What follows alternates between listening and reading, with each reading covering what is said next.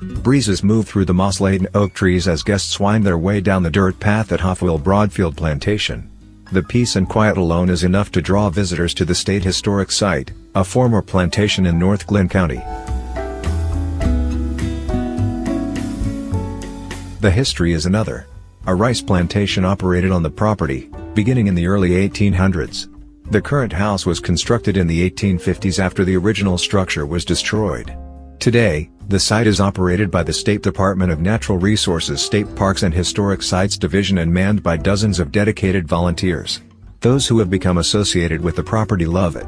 And that is not just limited to volunteers. Like so many pretty places in the Golden Isles, Hofwyl also draws artists who come to paint the property. It's been bringing Albert Fendick to the location for both. An avid artist and volunteer, Fendick has long been associated with Hofwyl Plantation. It's only natural when the non-profit group, Friends of Hofwyl, were looking to honor him, they decided to incorporate art.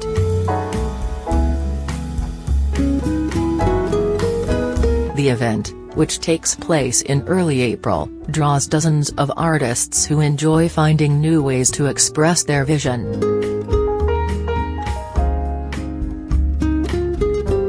One of the reasons is that painters have to choose what to paint and what not to paint on the spot.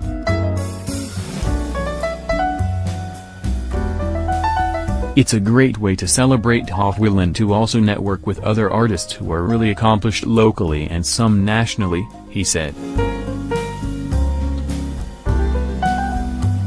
Pieces will be packed up and sent over to the Old Jail Art Center in Darien, operated by the Macintosh Art Association. They will stay there for June and July. They move to the St. Simon's Island Welcome Center for August and September, then to Marsh's Edge, also on St. Simon's Island, to close out the year. At the beginning of the year, they end up back at Hofwyl for display for the upcoming year unless the artist chooses to collect it. The process begins again in the spring, where the painters begin the journey of sharing the historic site's beauty again.